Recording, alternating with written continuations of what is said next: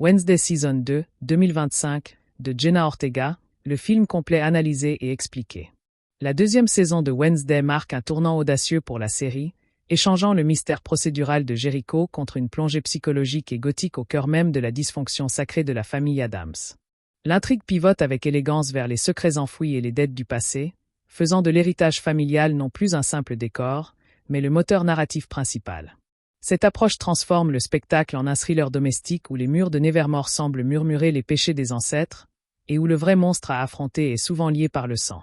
L'arrivée de la grand-mère Esther Frimp, incarnée avec une autorité acide par Joanna Lumley, catalyse cette exploration, introduisant une matriarche dont la moralité est encore plus grise et les méthodes plus impitoyables que celles de sa descendance. Le conflit central se cristallise autour de la vengeance d'Isaac Knight, une figure oubliée que Gomez a jadis vaincue. Sa quête pour s'en prendre à Pugsley, le membre perçu comme le plus vulnérable de la famille, est bien plus qu'une simple attaque. C'est une stratégie visant à pourrir l'arbre Addams depuis sa racine. Ce scénario permet d'explorer la vulnérabilité d'une famille souvent présentée comme invincible. La menace est d'autant plus pernicieuse qu'elle utilise les propres pouvoirs émergents de Pugsley, une électrokinésie brute et incontrôlée, comme arme contre lui. L'ennemi ne cherche pas une confrontation frontale, mais une corruption lente, exposant comment la fierté et les secrets du passé de Gomez peuvent être exploités pour détruire son présent. Nevermore n'est plus un sanctuaire pour Wednesday, mais une prison dorée envahie par sa famille. L'intrusion de Morticia en tant que mécène influente de l'école, manœuvrant dans les couloirs avec une grâce sinistre, est un cauchemar sociopolitique pour son adolescente asociale. Wednesday se retrouve prise en tenaille entre l'autorité institutionnelle de sa mère et l'autorité traditionnelle de sa grand-mère, Esther. Cette triangulation crée un dynamisme électrique, chaque matriarche représentant une voix différente pour l'avenir de Wednesday, l'équilibre pragmatique de Morticia, l'anarchie puriste de Esther, et la voie solitaire que Wednesday tente désespérément de forger. L'évolution de Jenna Ortega en tant que productrice exécutive se ressent dans la profondeur accordée au personnage titre. Wednesday est poussée au-delà de son stoïcisme caractéristique vers des territoires émotionnels périlleux. Son conflit avec Morticia culmine dans un duel à l'épée physiquement et symboliquement chargé, un ballet de l'âme où chaque parade et chaque estocade traduisent des années de ressentiment, d'admiration refoulée et de désir d'autonomie. Ce n'est pas un combat à mort, mais un combat pour la définition de soi, où Wednesday doit littéralement se battre pour que sa mère la reconnaisse comme une égale et non comme une prolongation d'elle-même. L'épisode où Wednesday et Enid échangent leur corps suite à un sortilège mal maîtrisé est un chef-d'œuvre narratif de la saison. Piégée dans la réalité sensorielle et émotionnelle ultra colorée et empathique d'Enid, Wednesday est confrontée à une torture bien pire que tout instrument de son salon de torture, la vulnérabilité affective. Elle expérimente directement l'anxiété sociale, la peur du rejet et l'attachement profond qu'Enid porte à leurs amitiés. Inversement, Enid, dans le corps de Wednesday, découvre le poids de l'hyperperception, du cynisme constant et de la solitude qui est moins un choix qu'une prison intérieure. Cet échange les ramène finalement plus proches, mais sur un terrain d'entente radicalement nouveau et plus mature. Pugsley émerge de l'ombre de sa sœur pour devenir le cœur émotionnel fragile de la saison. Son admission à Nevermore en tant que « paria des parias », un Addams sans la froide assurance traditionnelle est une source d'angoisse. Ses pouvoirs électrokinétiques, symboles de sa puberté et de sa colère rentrée, sont à la fois une malédiction et un appel à l'aide.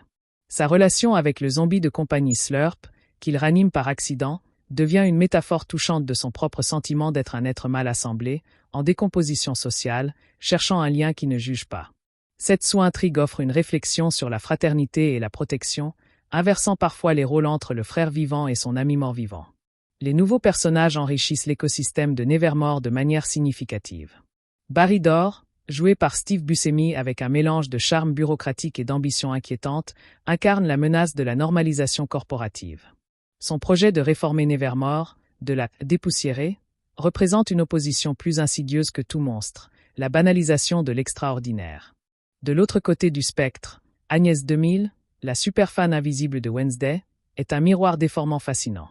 Son obsession, née d'une admiration pour l'insociabilité de Wednesday, devient une projection dangereuse, explorant les thèmes de la célébrité, de l'identité et de la ligne ténue entre l'admiration et la prédation.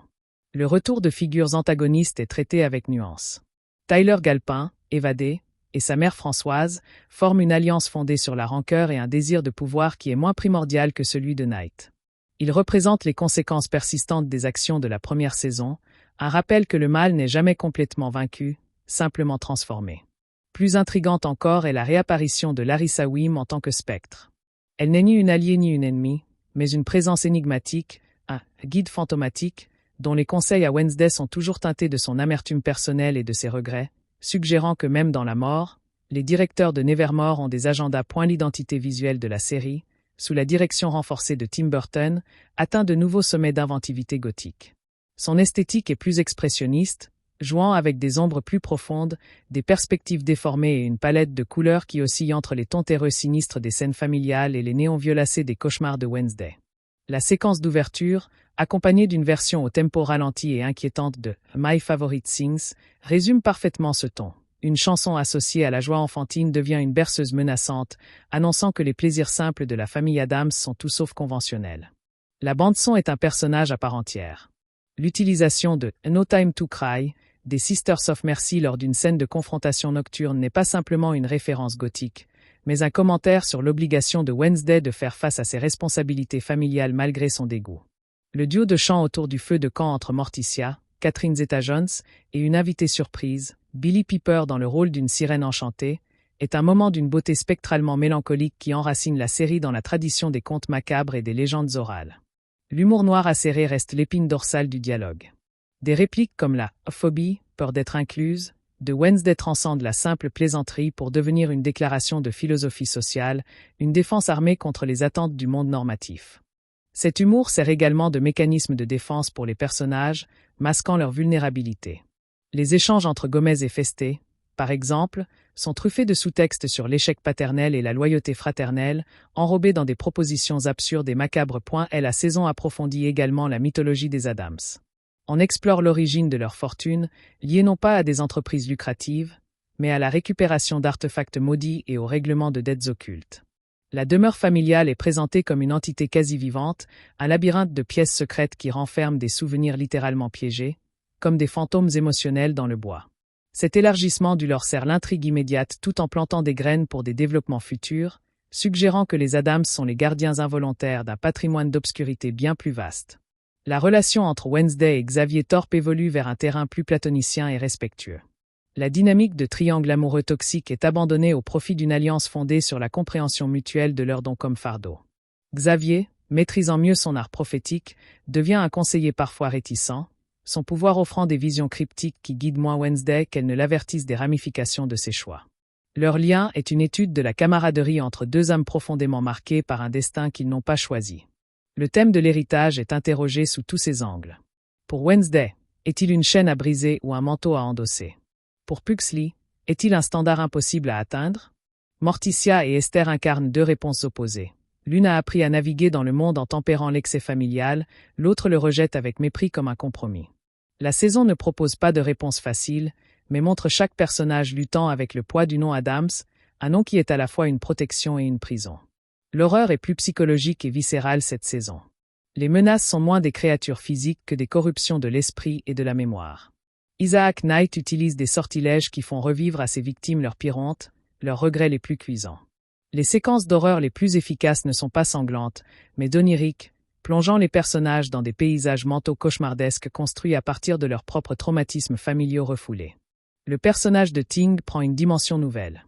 Plus qu'un simple acolyte, il devient un lien tangible avec l'histoire de la famille, son existence même étant le résultat d'une ancienne malédiction ou d'un pacte dont les détails sont progressivement dévoilés. Sa loyauté est testée lorsqu'il est forcé de choisir entre protéger Wednesday ou sauver Pugsley, mettant en lumière son rôle complexe au sein de la dynamique familiale. La fin de la saison pose des bases explosives pour la suite. Le sacrifice d'Enid, qui utilise sa pleine transformation de loup-garou pour contenir une menace mais se retrouve ensuite isolé du groupe, craignant sa propre sauvagerie, est un coup de théâtre émotionnel. Cela laisse Wednesday face à un dilemme moral poignant. Poursuivre la quête de sa famille ou sauver son amie de la bête qu'elle est devenue. Cette scission dans le duo central promet une redéfinition majeure de leur relation. La réception critique, avec un score de 82% sur Rotten Tomatoes, salue généralement la maturité et l'ambition de la saison. Les critiques ont particulièrement apprécié l'intégration organique de la famille, l'approfondissement des thèmes et le ton plus sombre et plus cohérent. L'équilibre entre l'humour noir, le drame familial et les éléments surnaturels est jugé plus habile, la série assumant pleinement son identité de drame gothique familial plutôt que de simple mystère adolescent. L'influence de Jenna Ortega sur la production est palpable dans la finesse de l'arc émotionnel de Wednesday. On sent une volonté de déconstruire la froideur du personnage pour révéler les fissures, la peur de l'échec et le désir inavoué d'appartenance qui l'animent. Ces scènes avec Luis Guzmán, Gomez, gagnent en tendresse mélancolique, montrant un père qui comprend la rébellion de sa fille parce qu'il l'a vécue, mais qui est également lié par ses propres promesses et secrets passés. La saison explore aussi le concept de « normalité » à Nevermore. Avec l'arrivée de Barry Dore, une tension surgit entre les traditionalistes, qui voient l'école comme un sanctuaire pour la différence radicale, et les modernisateurs, qui souhaitent l'intégrer dans un système plus large, au risque de diluer son essence. Ce microcosme reflète des débats sociétaux plus larges sur l'assimilation et la préservation des cultures minoritaires. L'esthétique des costumes atteint un niveau de symbolisme remarquable. Les robes de Wednesday évoluent, incorporant des éléments de Morticia et de Esther, mais toujours retravaillés à sa manière, visualisant son conflit intérieur. Les tenues de Morticia, plus structurées et sombres, contrastent avec le style baroque et désordonné de Esther, représentant deux écoles de pensée gothique. En conclusion, la saison 2 de Wednesday est une réussite ambitieuse. Elle transcende le cadre de la série adolescente pour devenir une saga gothique familiale riche et complexe. En ancrant ses conflits dans le terreau fertile des secrets familiaux et des héritages toxiques, elle offre une exploration plus profonde, plus sombre et finalement plus émouvante de ses personnages. Elle prouve que la véritable horreur, et la véritable magie, ne résident pas dans les monstres sous le lit, mais dans les histoires que nos familles nous racontent et dans celles qu'elles choisissent de taire. La série sort grandie, affirmant avec brio sa voix unique à la croisée du drame familial, du thriller psychologique et de l'humour noir le plus acéré, tout en ouvrant la porte à un avenir narratif encore plus périlleux et passionnant pour la plus célèbre des adolescentes macabres. Est la deuxième saison de Wednesday, 2025. Opère une métamorphose narrative audacieuse en ancrant son mystère au sein même des fondations fissurées de la famille Addams. Le récit délaisse l'enquête externe pour une excavation psychologique des cryptes familiales, transformant l'héritage en une entité vivante et souvent hostile. Ce pivot stratégique élève la série au rang de saga gothique domestique, où les non-dits et les serments brisés génèrent des ombres plus menaçantes que toute créature surnaturelle. L'arrivée de la grand-mère Esther Frimp, véritable force tectonique au passé trouble, catalyse cette plongée dans l'ADN même de la dynastie Addams, exposant ses codes moraux flexibles et ses dettes de sang anciennes. Nevermore devient ainsi un théâtre où se rejoue le drame originel des Addams, faisant des couloirs de l'école les artères d'un organisme familial malade de ses propres secrets. La vengeance froide et calculée d'Isaac Knight constitue l'épine dorsale de cette exploration des failles généalogiques. Son antagonisme ne se manifeste pas par une attaque frontale, mais par une stratégie de sape psychologique visant spécifiquement Pugsley, le maillon perçu comme le plus fragile. En corrompant les pouvoirs électrokinétiques émergents du jeune garçon, Knight ne cherche pas simplement à nuire, mais à démontrer que la force des Addams réside dans leur unité et que briser un élément suffit à faire vaciller l'édifice entier. Cette menace oblige chaque membre à réévaluer son rôle dans la structure familiale, questionnant la solidité des liens face à un adversaire qui connaît intimement leurs faiblesses historiques. L'ennemi puise sa légitimité dans un conflit que Gomez croyait enterré, prouvant que le passé des Addams est un champ de bataille qui refuse de rester en friche. L'intrusion de la famille dans le sanctuaire supposé de Wednesday à Nevermore représente une épreuve aussi redoutable que la vengeance de Knight. Morticia, en tant que mécène investi, incarne l'œil omniprésent du devoir et de l'attente, transformant l'école en une extension du manoir familial. Pugsley, perdu et vulnérable parmi les parias des parias, devient une responsabilité anxiogène pour sa sœur, brouillant la frontière entre son désir d'autonomie et son instinct de protection. Esther Frimp, quant à elle, joue le rôle de l'agent du chaos, contestant l'autorité de Morticia et offrant à Wednesday un modèle radicalement différent de féminité gothique. Cette triangulation place l'adolescente dans un étau relationnel, l'obligeant à naviguer entre des allégeances contradictoires tout en préservant son identité naissante.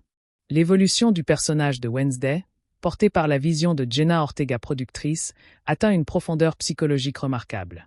Son stoïcisme légendaire se fissure pour révéler une vulnérabilité complexe, tissée de peur de l'échec et d'un désir inavoué de connexion qui la terrifie autant que la normalité. Le duel à l'épée contre Morticia transcende le conflit générationnel pour devenir un rituel de passage sanglant, où chaque coup porte le poids de mots non-dits et de blessures anciennes. Cette confrontation physique est l'apogée d'une saison qui explore sans relâche les tensions entre l'héritage subi et l'identité choisie, entre la loyauté familiale et l'émancipation personnelle. L'échange de corps entre Wednesday et Enid suite à un sortilège défectueux représente un tour de force narratif et émotionnel. Piégée dans la réalité sensorielle hyper-empathique d'Enid, Wednesday est soumise à un véritable calvaire affectif, contrainte de ressentir le monde à travers un filtre de sensibilité et d'anxiété sociale qu'elle méprisait auparavant. Inversement, Enid découvre le fardeau de la perception cynique de Wednesday, l'isolement que provoque une intelligence trop acérée et la solitude qui n'est pas une posture mais une condition existentielle. Cette expérience transformative ne résout pas leurs différences, mais construit un pont de compréhension inébranlable, fondé sur la connaissance intime de l'altérité radicale de l'autre. L'ascension narrative de Pugsley du statut de figurine comique à celui de cœur vulnérable de l'intrigue apporte une tonalité mélancolique et touchante.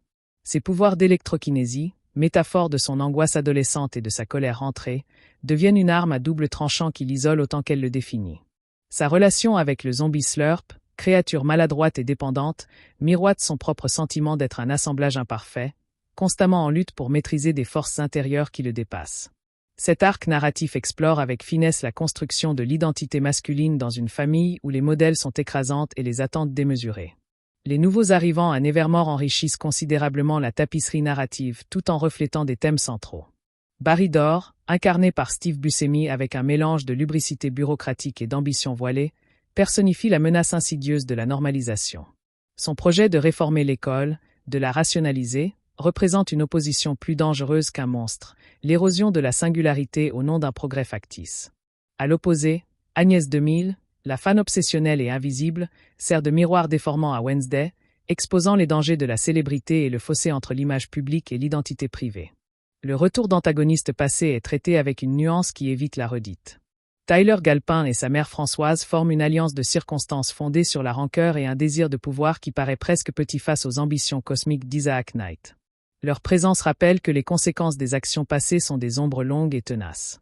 Le spectre de Larissa Wim, quant à lui, ajoute une couche de mystère métaphysique. Son rôle de guide fantomatique est constamment remis en question par ses motivations ambiguës et son amertume persistante, suggérant que même l'au-delà à Nevermore est un champ de bataille d'influence. L'esthétique visuelle, imprégnée de la patte de Tim Burton, atteint une maturité somptueuse et audacieuse. La photographie joue avec un clair-obscur expressionniste, sculptant les visages dans la pénombre et utilisant la couleur comme langage émotionnel, le rouge sang des conflits, le vert toxique des secrets, le violet profond des rêves prémonitoires. Les séquences oniriques, en particulier, deviennent des labyrinthes visuels où l'inconscient de Wednesday se matérialise en paysages cauchemardesques peuplés de symboles familiaux déformés. La bande sonore éclectique fonctionne comme un commentaire narratif à part entière. La réorchestration inquiétante de My Favorite Things en ouverture établit d'emblée le ton d'une saison qui va pervertir les notions de confort et de famille. L'utilisation stratégique de No Time to Cry des Sisters of Mercy n'est pas un clin d'œil gratuit, mais un écho au dilemme de Wednesday, partagé entre son rejet des émotions et la nécessité de les affronter. Le duo chanté par Morticia et la sirène, moment d'une beauté envoûtante et funèbre, ancre la série dans la tradition des ballades gothiques et du folklore macabre. L'humour noir, signature de la série, gagne en subtilité et en portée philosophique. La fameuse phobie, peur d'être incluse, de Wednesday dépasse la simple punchline pour devenir un manifeste existentialiste, une défense acharnée de l'authenticité contre les dictats sociaux. Les répliques acérées servent désormais de bouclier verbal contre la vulnérabilité, révélant autant qu'elles ne cachent les blessures des personnages. Les dialogues entre Gomez et Festé, par exemple, dissimulent sous des propos absurdes des conversations lourdes de sous-textes sur la paternité, la fraternité et le poids du nom. La mythologie des Addams est considérablement étoffée, transformant la famille en gardienne involontaire d'un patrimoine d'objets maudits et de pactes anciens. La demeure familiale est révélée comme une entité quasi biologique, un labyrinthe de pièces oubliées qui renferment des mémoires actives, des fantômes d'événements passés qui refusent l'oubli. Cet élargissement du lore ne sert pas seulement l'intrigue immédiate. Il pose les fondations d'un univers narratif plus vaste, suggérant que les Addams sont un rouage essentiel dans un équilibre obscur entre les mondes. La dynamique entre Wednesday et Xavier Thorpe évolue vers une alliance intellectuelle et respectueuse, libérée des tensions romantiques toxiques. Xavier, plus en contrôle de son art prophétique, devient un conseiller précieux mais distant, ses visions offrant des énigmes à résoudre plutôt que des réponses claires. Leur relation explore la camaraderie entre deux êtres exceptionnels qui perçoivent le monde comme un tissu de signes et de menaces, partageant la solitude particulière de ceux qui voient au-delà du voile du quotidien. Le thème de l'héritage est disséqué sous tous ses angles, révélant ses contradictions. Pour Wednesday, il est à la fois un carcan et une source de puissance, une histoire qu'on lui impose et une légende qu'elle peut réécrire. Pugsley le vit comme un fardeau écrasant, un standard d'excentricité qu'il peine à atteindre. Morticia et Esther incarnent deux philosophies opposées. L'une a domestiqué l'héritage pour naviguer dans le monde, l'autre le rejette avec mépris comme une corruption de la vraie nature Adams. La saison montre avec finesse comment chaque génération négocie avec le fantôme de la précédente. L'horreur prend une dimension plus psychologique et viscérale, pénétrant l'intimité mentale des personnages. Les sortilèges d'Isaac Knight ne provoquent pas de blessures physiques, mais ravivent les hontes, les regrets et les trahisons enfouies. Les séquences les plus terrifiantes sont celles où Wednesday est confrontée non à des monstres, mais aux versions alternatives d'elle-même, à ce qu'elle aurait pu devenir si elle avait cédé à différentes influences familiales. L'horreur réside dans la découverte que le vrai danger peut venir des pièces les plus sombres de son propre patrimoine génétique. Le personnage de Ting gagne en profondeur narrative, révélé comme bien plus qu'un serviteur dévoué. Son existence même est liée à un pacte ancien de la famille, faisant de lui un gardien des secrets et un témoin vivant de l'histoire Adams. Son dilemme, tiraillé entre sa loyauté envers Wednesday et son devoir de protection envers Pugsley, expose la complexité des liens familiaux même pour une main séparée de son corps. Il devient le symbole d'une loyauté inconditionnelle mais non aveugle, capable d'agir avec une agency surprenante. La conclusion de la saison ouvre des perspectives narratives palpitantes et chargées d'émotions. Le sacrifice d'Enid, qui maîtrise sa transformation totale de loup-garou pour contenir une menace mais en ressort aliéné de son groupe et d'elle-même, est un coup de théâtre d'une puissance dramatique rare. Ce choix laisse Wednesday face à un dilemme cornélien. Poursuivre la quête du salut familial ou se lancer dans une mission de sauvetage pour l'ami qui s'est perdu en la sauvant. Cette fracture au sein du duo central promet une reconfiguration majeure de leur dynamique relationnelle. La réception critique positive, culminant à 82% sur Rotten Tomatoes, salue la maturation ambitieuse de la série. Les louanges portent particulièrement sur l'intégration organique et substantielle de la famille Adams au récit principal, transformant des figures iconiques en personnages aux motivations riches et complexes.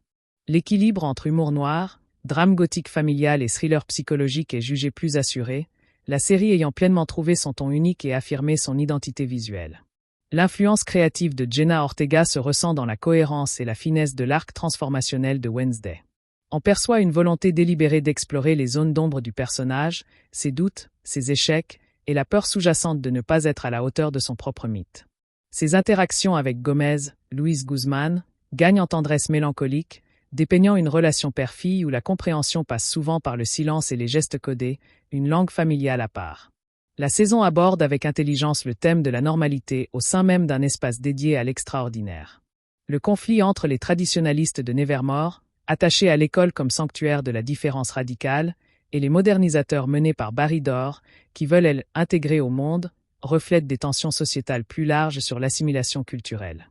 La série questionne ainsi le prix de l'acceptation et la possibilité de préserver une identité singulière face aux pressions conformistes. L'art des costumes atteint un niveau de sophistication symbolique remarquable. La garde-robe de Wednesday évolue pour incorporer des éléments distinctifs de Morticia, la silhouette structurée, et d'Esther, les détails baroques et désordonnés, visualisant physiquement son tiraillement entre ces deux influences. Chaque tenue devient un statement sur son état psychologique, de l'armure noire contre l'intrusion émotionnelle aux robes légèrement plus souples qui trahissent une ouverture timide. L'exploration des pouvoirs élargit la mythologie de Nevermore au-delà des lycanthropes et des vampires. Les capacités électrokinétiques de Pugsley, liées aux émotions fortes, introduisent une magie plus chaotique et moins contrôlée. Le pouvoir d'invisibilité d'Agnès 2000, quant à lui, sert de métaphore à l'effacement de soi et au désir de n'être perçu qu'à travers l'adulation d'un autre. Chaque capacité surnaturelle est soigneusement liée au développement psychologique de son détenteur. La direction artistique des lieux joue un rôle narratif essentiel. Le manoir Adams est dépeint moins comme une maison hantée que comme un archive vivante, dont les murs murmurent et les pièces se recomposent en fonction des états d'âme familiaux. Nevermore, sous l'influence de Morticia et de Dore, devient un champ de bataille architectural entre la tradition gothique et une modernité aseptisée, reflet des luttes idéologiques qui s'y déroulent. Les thèmes de la trahison et de la confiance sont examinés sous un jour nouveau. La révélation que certains secrets familiaux ont été gardés par amour, mais ont causé plus de mal que de bien, interroge la nature même de la loyauté. Wednesday apprend que la vérité, aussi douloureuse soit-elle, est souvent moins destructrice que le mensonge bien intentionné, une leçon qui remet en question son propre penchant pour la manipulation et le secret. La dynamique fraternelle entre Wednesday et Pugsley évolue d'une relation de protection condescendante à un partenariat plus équilibré, bien que toujours conflictuel. Wednesday doit accepter que son frère n'est plus un enfant à protéger mais un allié potentiel avec ses propres forces et défauts. Cette évolution explore la complexité des liens fraternels dans une famille où l'expression des sentiments est codée dans des rituels macabres. L'utilisation du langage et des références littéraires s'enrichit considérablement. Les dialogues de Wednesday sont parsemés de citations détournées d'auteurs gothiques et romantiques noirs, révélant une érudition qui isole autant qu'elle larme. Les conflits se résolvent parfois par des joutes verbales où la maîtrise de la langue est une arme aussi efficace que l'épée ou la magie. La saison approfondit la philosophie existentielle sous-jacente à l'univers Addams. Leur fascination pour la mort et les ténèbres est présentée non comme une morbidité gratuite, mais comme une acceptation radicale de la part d'ombre de l'existence, un refus de la superficialité du monde normal. Cette perspective devient un cadre pour explorer des thèmes universels comme le deuil, la perte et la recherche de sens dans un monde absurde. La construction des personnages secondaires gagne en nuances. Eugène, le apiculteur, voit son rôle étoffé, explorant les défis de grandir avec un pouvoir perçu comme mineur dans un monde de talents spectaculaires. Bianca Barclay doit concilier son héritage de sirène avec ses ambitions personnelles, confrontant les attentes de sa communauté à ses propres désirs. L'intrigue politique à Nevermore, avec les manœuvres de Barry Dore, introduit une dimension de thriller institutionnel. Les batailles pour le contrôle du conseil d'administration, les alliances changeantes et les trahisons stratégiques ajoutent une couche de complexité au récit, montrant que même un monde surnaturel n'échappe pas au jeu de pouvoir et à la corruption. L'exploration des relations mère-fille s'étend au-delà du duo Wednesday-Morticia pour inclure Esther, formant une trilogie de matriarches aux visions divergentes.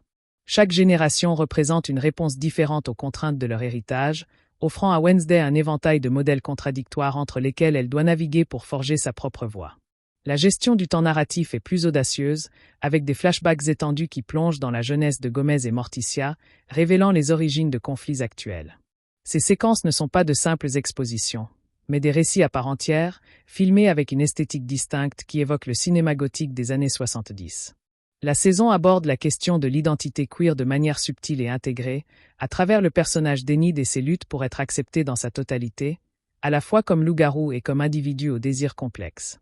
Cette thématique résonne avec le thème plus large de la différence et de l'acceptation de soi qui traverse toute la série. La musique originale de la saison, composée par un collectif incluant Danny Elfman, crée une atmosphère unique, mélange de mélodies enfantines perverties et de thèmes orchestraux grandioses. Les leitmotifs associés à chaque personnage évoluent avec eux, traduisant en musique leur développement psychologique. Les scènes d'action sont chorégraphiées avec une élégance macabre qui rappelle les danses de mort médiévales. Le combat n'est jamais gratuit. Il est un langage, une extension des conflits psychologiques, chaque mouvement révélant les émotions et les intentions des protagonistes. L'humour provient de plus en plus du décalage entre la perception des Addams et celle du monde normal. Les situations les plus banales deviennent absurdes lorsqu'elles sont filtrées par leur logique unique, offrant une satire subtile des conventions sociales et des attentes familiales. La saison explore le concept de monstruosité dans toute sa complexité. Qui est le vrai monstre, Isaac Knight, motivé par la vengeance, ou les Addams, dont les actions passées ont causé sa souffrance? La série refuse les dichotomies simples, présentant des personnages aux moralités ambivalentes, chacun étant le héros de sa propre histoire. Le traitement des émotions est particulièrement innovant. Pour les Addams, la tristesse ou la colère ne sont pas des faiblesses, mais des forces à canaliser, des sources de pouvoir. Cette inversion des valeurs interroge notre propre rapport aux émotions dites négatives et leur place dans une vie pleinement vécue. Les effets spéciaux pratiques sont privilégiés chaque fois que possible, donnant aux créatures et aux phénomènes magiques une texture tangible, organique, qui contraste avec la digitalisation lisse de beaucoup de productions contemporaines. Cette approche renforce l'esthétique artisanale et baroque de l'univers Addams.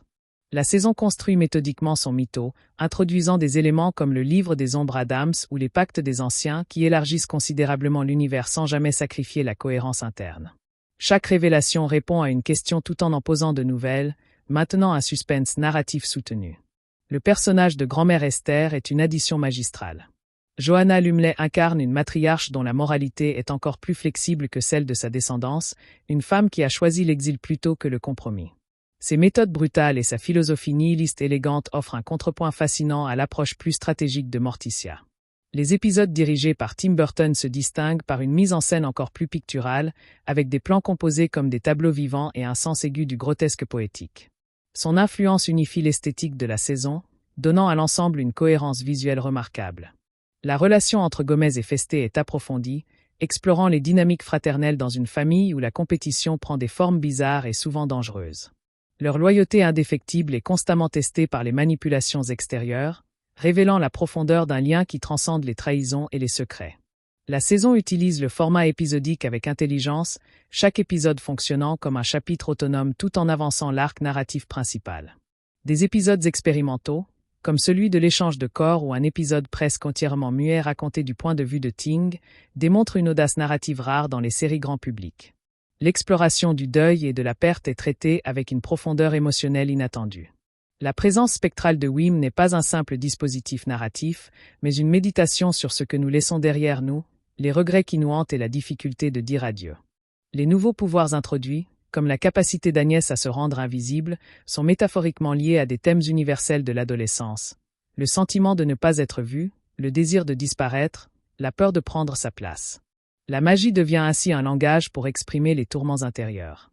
La saison aborde la question de l'éthique dans l'usage des pouvoirs. Jusqu'où est-il acceptable d'aller pour protéger sa famille? Quand la vengeance devient-elle justice? Wednesday est constamment tiraillée entre son code moral personnel et les exigences pragmatiques de la survie familiale. L'esthétique gothique est poussée à son paroxysme, s'inspirant de sources aussi diverses que la littérature victorienne, le cinéma expressionniste allemand et la mode post-punk contemporaine. Cet amalgame crée un univers visuellement riche et cohérent, où chaque détail, du motif d'une tapisserie à la coupe d'une veste, contribue à l'atmosphère générale. Les thèmes de rédemption et de pardon sont examinés sans sentimentalisme.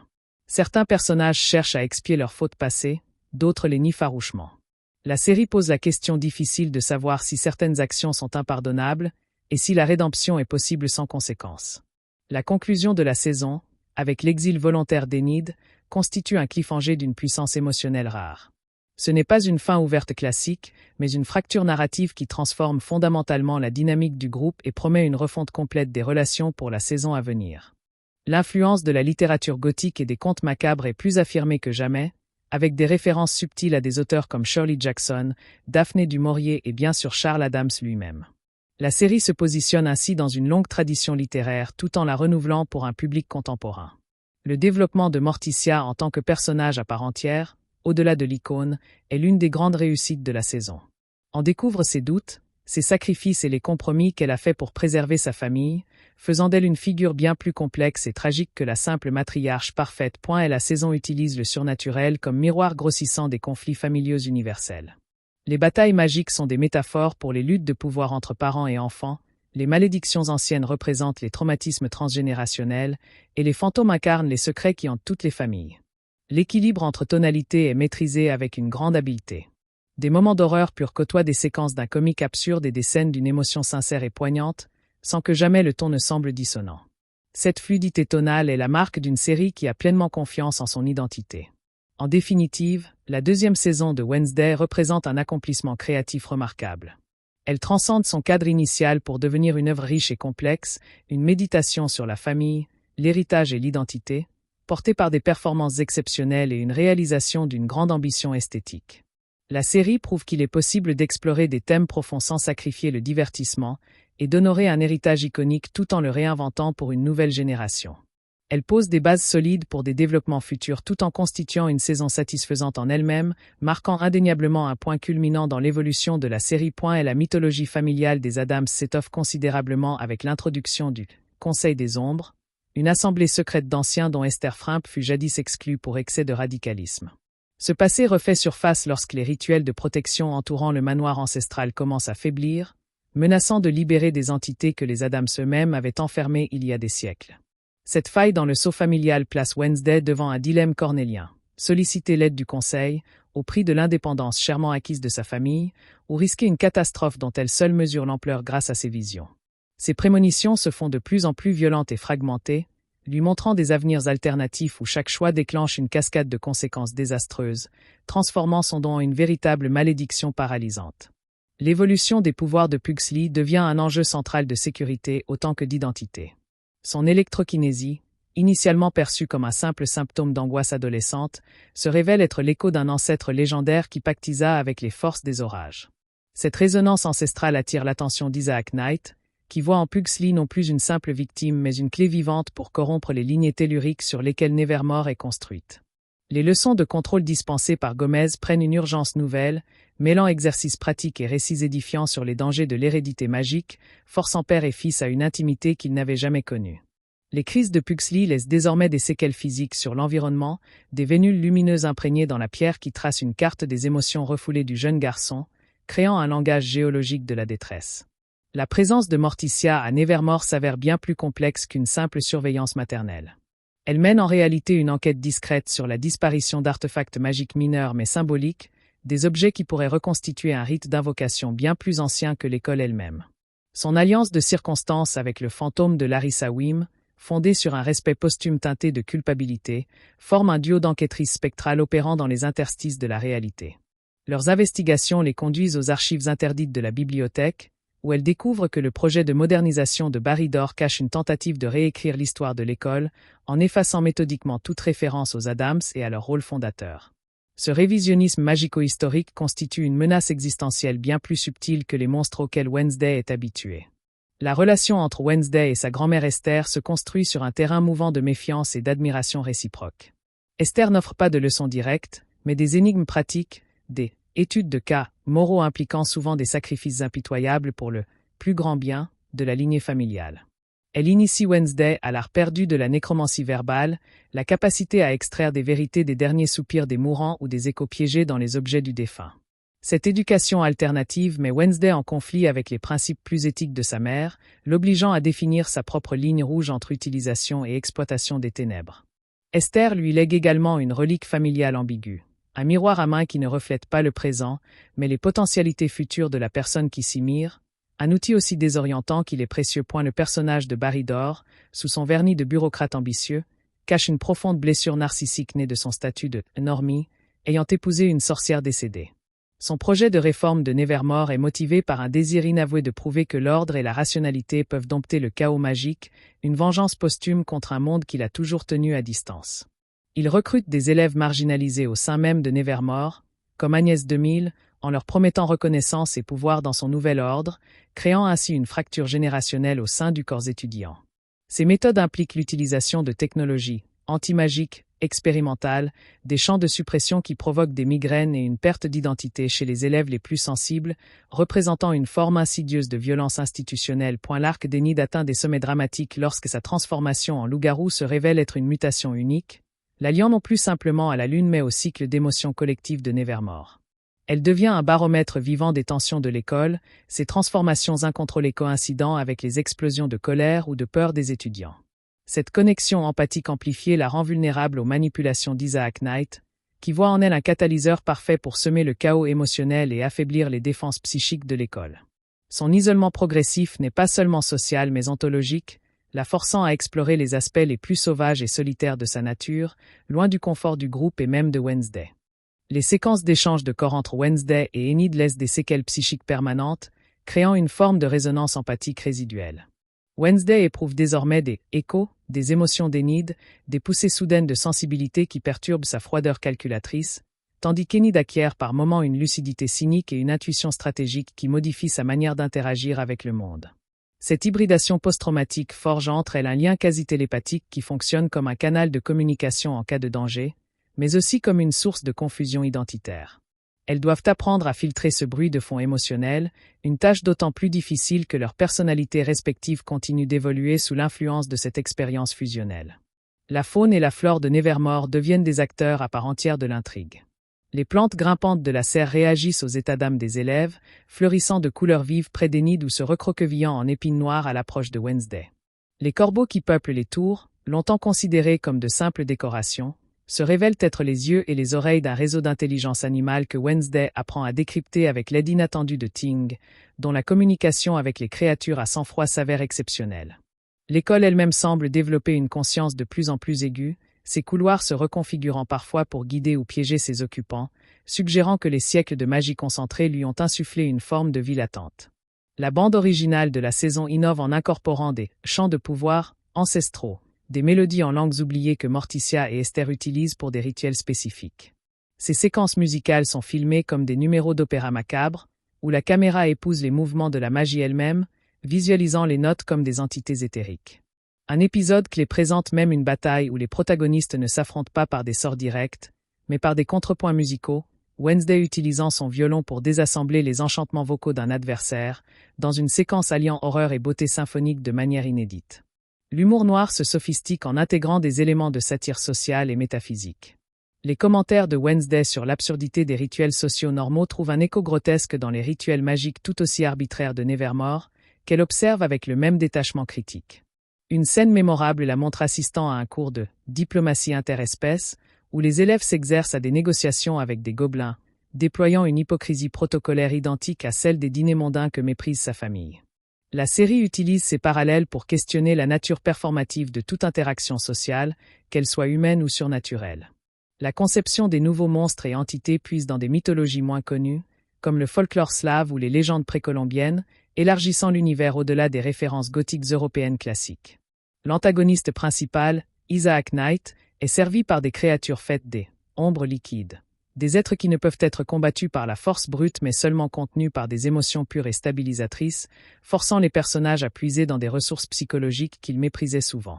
Ces confrontations deviennent des épreuves de caractère autant que des combats magiques, où la victoire dépend de la capacité à accepter et maîtriser sa propre vulnérabilité. La relation fraternelle entre Wednesday et Pugsley évolue vers une dynamique de codépendance stratégique. Wednesday développe une méthode pour canaliser les décharges électrokinétiques de son frère à travers son propre corps, les transformant en impulsions dirigées lors de leurs enquêtes, créant une symbiose dangereuse mais efficace.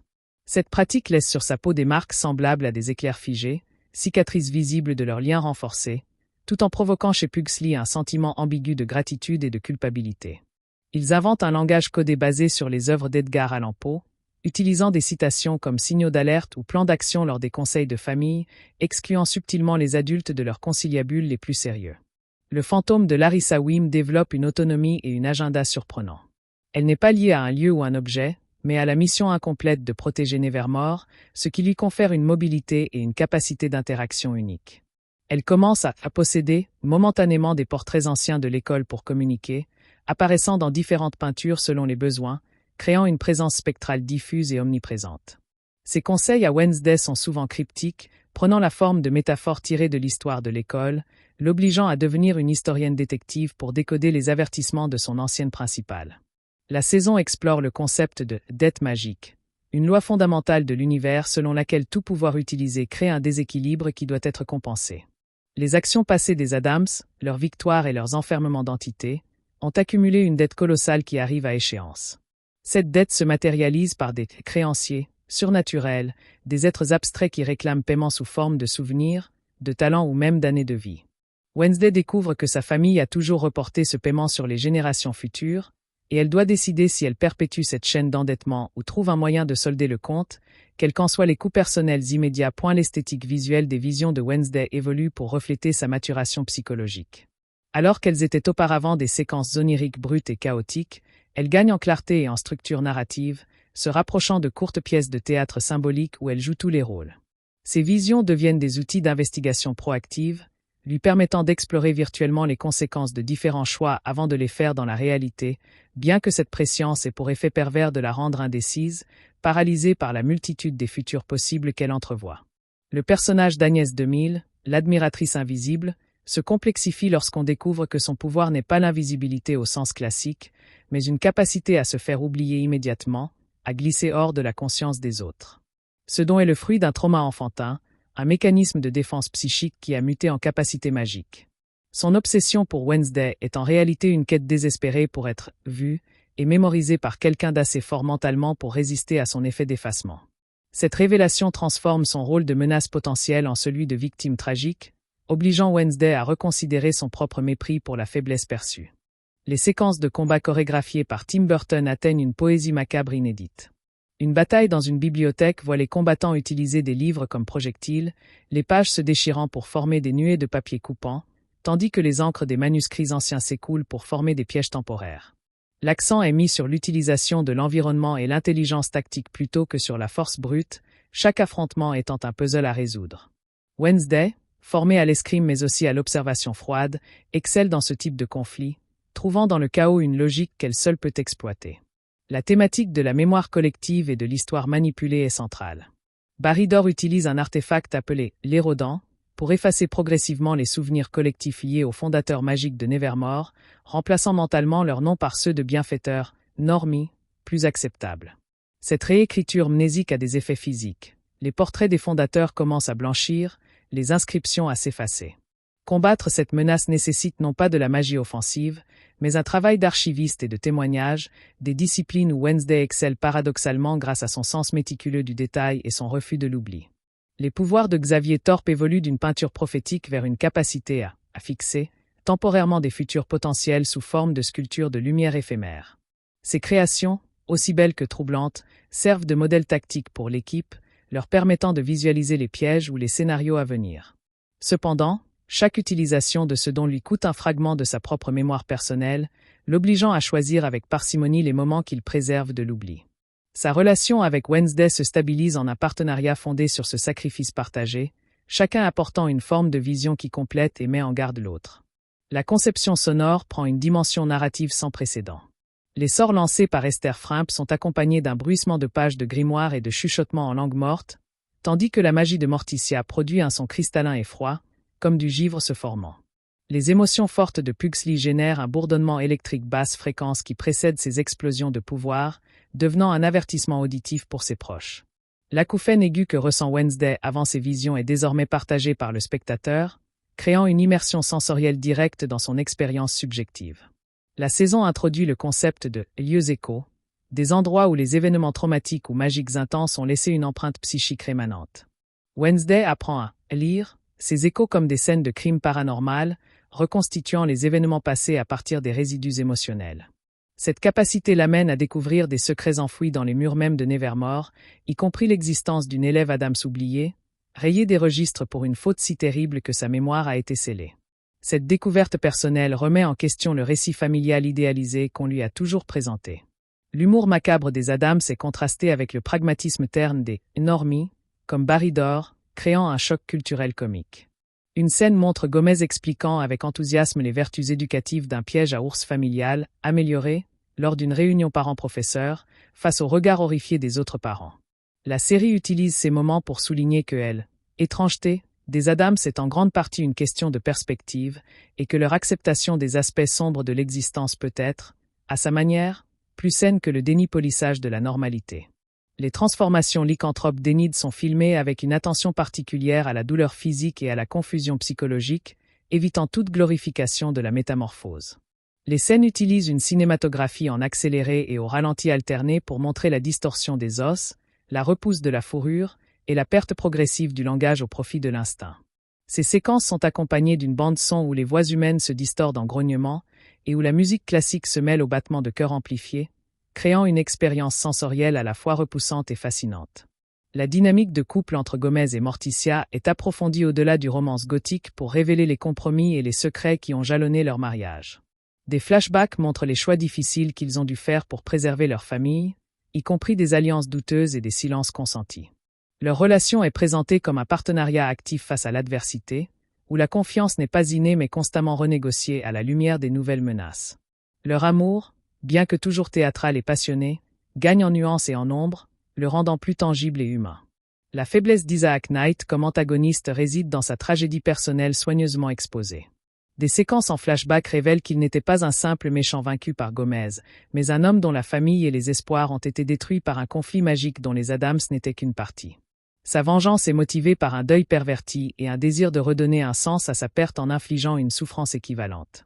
Cette complexité empêche Wednesday de le voir comme un monstre pur, l'obligeant à confronter la possibilité que sa propre famille puisse avoir été, à un moment donné, du mauvais côté d'une injustice. L'utilisation de la lumière et de l'obscurité devient métaphorique d'un conflit plus profond entre révélation et secret. La magie de Morticia est souvent associée à une lumière froide, bleutée ou violacée, qui illumine mais ne réchauffe pas, symbolisant la vérité dénuée de consolation. À l'inverse, les pouvoirs d'Isaac Knight exploitent des ombres chaudes et mouvantes, des ténèbres qui étouffent et désorientent. Wednesday, en tant que personnage charnière, apprend à naviguer dans ces deux extrêmes, utilisant parfois la lumière crue de la lampe torche pour interroger, parfois l'obscurité protectrice pour se cacher, définissant son propre rapport à la transparence et au mystère. Le thème de l'autosacrifice est exploré à travers plusieurs personnages. Ting révèle qu'il a volontairement accepté sa condition actuelle pour payer une dette magique contractée par un ancêtre Adams, un choix dont il ne parle jamais mais qui pèse sur ses actions. Eugène met sa santé en danger en utilisant ses abeilles pour polliniser des plantes magiques toxiques, nécessaires pour un antidote crucial. Ses actes, grands ou petits, interrogent les limites de la loyauté et la valeur que l'on accorde à sa propre existence face au bien commun ou familial, une question à laquelle Wednesday doit finalement répondre pour elle-même. La conception des décors de Nevermore évolue pour refléter les tensions internes. Les ailes modernisées par Barry Dore sont claires, aseptisées, avec des angles droits et des matériaux lisses qui étouffent la magie résiduelle.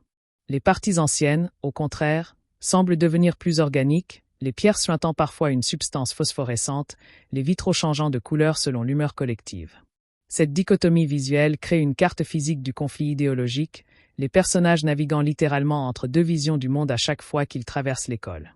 La relation entre Esther Frimp et Larissa Wim, révélée par fragments, fut autrefois une amitié intense basée sur une vision partagée d'une magie sans limite. Leur rupture, causée par un désastre dont elles se rejettent mutuellement la responsabilité, explique l'amertume persistante du fantôme et l'exil volontaire de Esther. Leur retrouvaille posthume, chargée de rancœur et de regrets non résolus, offre une leçon à Wednesday sur les dangers des alliances trop absolues et le coût des ruptures idéologiques. Les compétences de Wednesday en tant que détective évoluent pour incorporer des méthodes magiques. Elle apprend à utiliser des fils de destin, invisibles pour retracer les connexions entre les personnes et les événements, créant des cartes mentales complexes que seule sa logique implacable peut interpréter.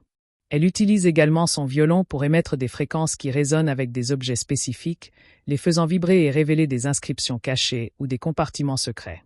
Son approche reste fondamentalement rationnelle, même lorsque les outils sont surnaturels, préservant l'essence du personnage tout en l'adaptant à son environnement magique. Et la saison aborde la question du consentement magique, particulièrement pertinent avec les manipulations mentales et les modifications de mémoire.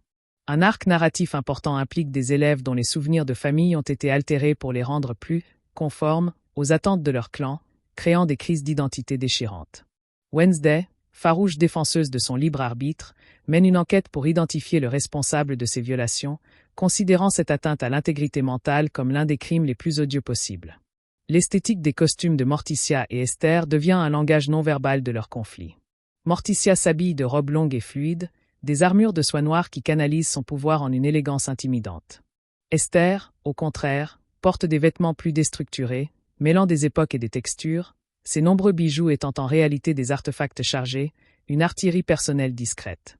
Leurs tenues reflètent leur philosophie, l'ordre maîtrisé contre le chaos organisé. Wednesday, observant ces deux modèles, commence à hybrider des éléments des deux, créant un style unique qui est à la fois une déclaration de mode et d'indépendance. La musique diégétique joue un rôle crucial dans plusieurs intrigues.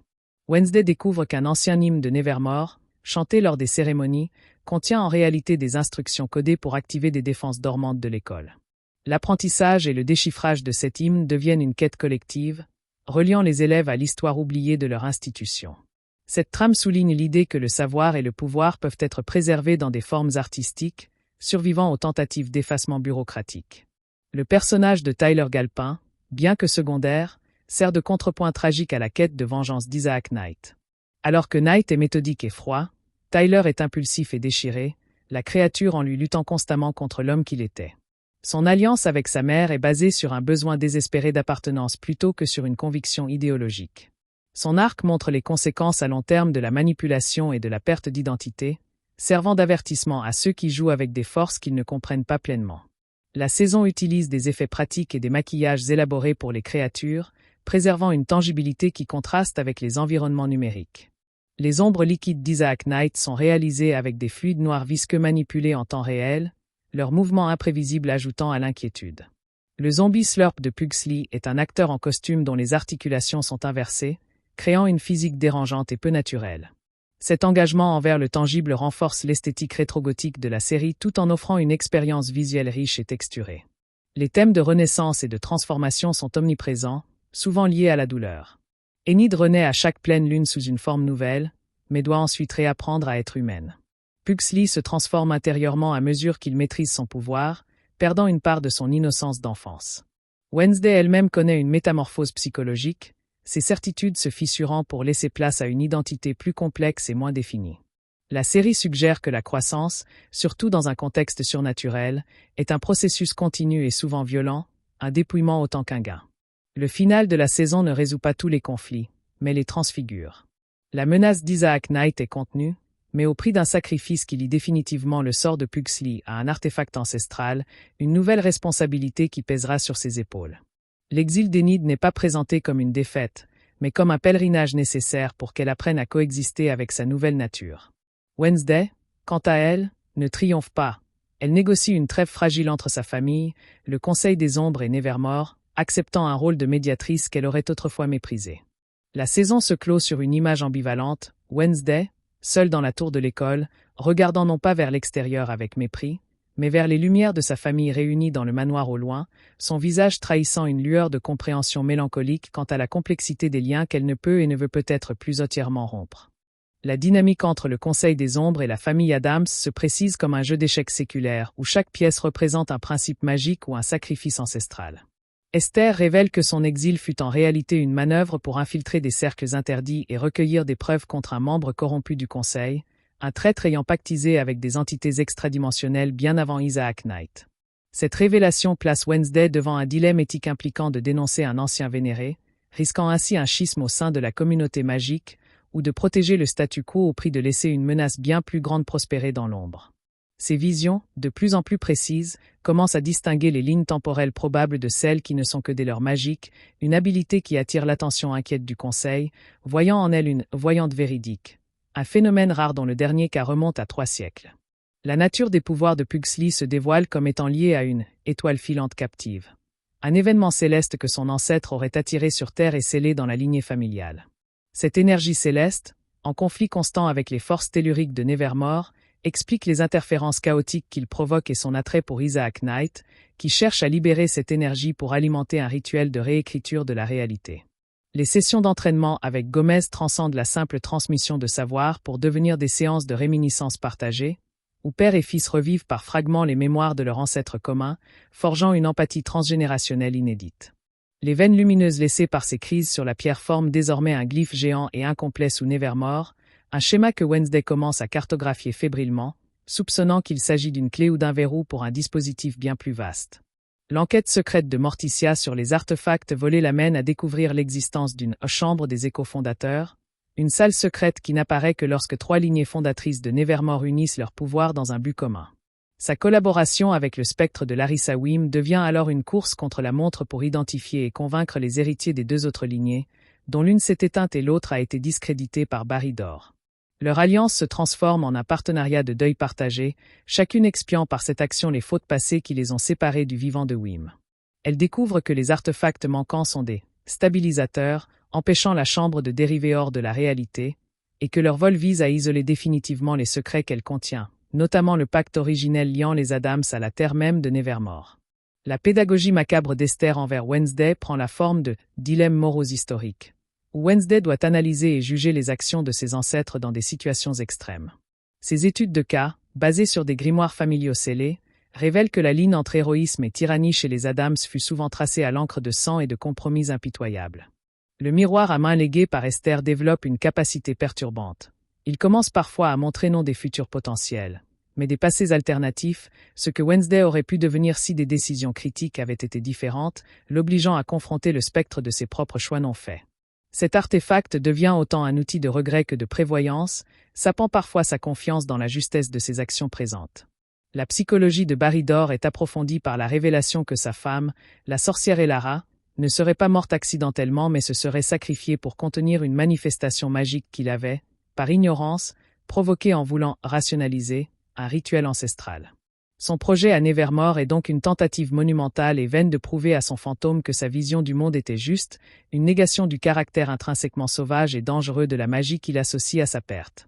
Il recrute Agnès 2000 non pour ses talents, mais parce qu'il a identifié en elle un pouvoir similaire des effacements, qu'il espère utiliser pour gommer les traces des événements magiques les plus incontrôlables, réécrivant l'histoire en un récit propre et gérable, une forme de négationnisme paranormal. La connexion empathique d'Enid avec les émotions collectives de Nevermore évolue vers une forme de conscience de groupe limité. Elle perçoit désormais les étudiants non seulement comme des individus, mais comme des nœuds dans un réseau d'énergie émotionnelle, capables de localiser les foyers de peur ou de colère avant qu'ils n'explosent. Cette capacité fait d'elle une pacificatrice involontaire mais aussi une cible prioritaire pour Isaac Knight, qui tente de l'empoisonner avec une substance qui inverse l'empathie, transformant l'amour en rage et la compassion en désir de destruction. Sa lutte pour préserver son essence au milieu de ce bombardement émotionnel devient une quête pour définir les limites du soi dans un monde interconnecté, un voyage intérieur qu'elle doit faire seule, loin du bruit constant de Nevermore. Les séquelles de l'échange de corps se manifestent par des interférences sensorielles croisées. Wednesday développe parfois une sensibilité aiguë aux phéromones et au langage corporel, lui donnant des informations sociales qu'elle préférerait ignorer, tandis qu'Enid acquiert par moments des flashs de logique déductive froide qui coupent court à ses anxiétés habituelles. Cette hybridation crée une forme de dialectique intérieure chez chacune, où elles doivent négocier avec la voix de l'autre dans leur esprit, un conseiller interne aussi utile qu'intrusif. Elles apprennent à utiliser ce lien comme un canal de communication crypté, développant un langage basé sur des sensations et des souvenirs mélangés, incompréhensibles pour toute personne extérieure. L'écosystème magique de Nevermore répond de plus en plus activement aux conflits internes. Les plantes de la serre développent des épines qui injectent un sérum de vérité, les arbres des bois proches perdent leurs feuilles pour former des messages cryptiques dans leurs branches nues, et les statues de la cour changent d'expression pour refléter l'humeur dominante de l'école. Wednesday et Ting décodent le langage des corbeaux, découvrant qu'ils rapportent des événements survenus dans un rayon de 50 km, formant une chronique orale continue de l'histoire régionale.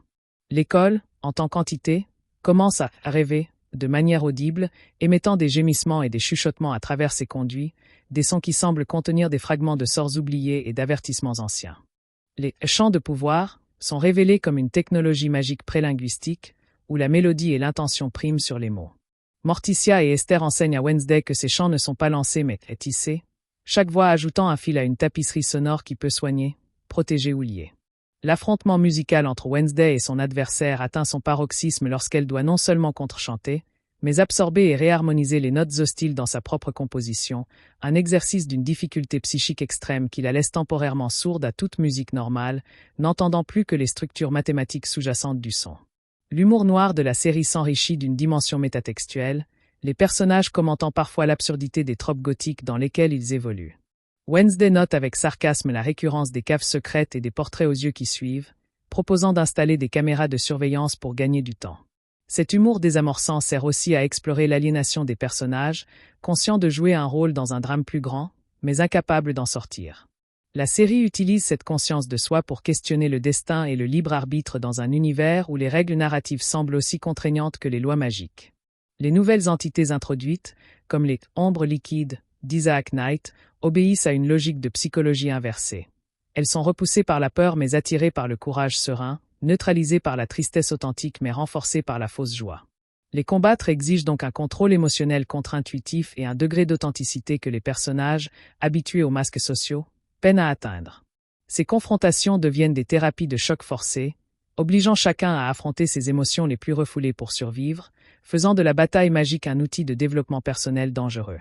La symbiose stratégique entre Wednesday et Pugsley atteint un nouveau stade quand ils découvrent que leurs pouvoirs combinés peuvent créer des cages de réalité, temporaires, des bulles où les lois physiques locales sont légèrement modifiées selon leur volonté commune.